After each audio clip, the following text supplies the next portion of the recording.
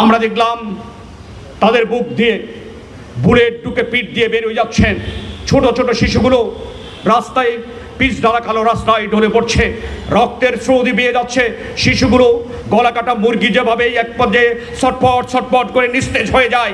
আমরা দেখলাম আমাদের সেই প্রিয় সন্তানদেরকে সেদিন গলা কাটা সেই মুরগির মতো ছটপট ছটপট করতে করতে এক সময় নিস্তেজ হয়ে যাচ্ছিল।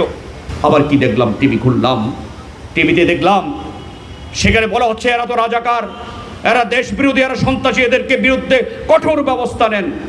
এই নৃশংসতা, এই বর্বরতা, এই রক্ত, ওই শিশুগুলোর যে রক্তাক্ত লাশ, যার বুকে দাগ কাটে না, যে আরো লাশ ফেলতে বলে, তাকে জাতের বিবেক বলি কিভাবে আমি, তাকে সাংবাদিক বলি কিভাবে?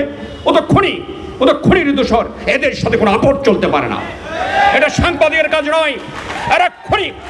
এদের ব্যাপারে কোনো আপোষ চলবে না, চলতে দেওয়া হবে না। আমার সন্তানকে গুলি করে তুমি এখানে নৃত্য করবা, সেই সুযোগ বাংলার মাটিতে হবে না, হতে দেওয়া হবে না।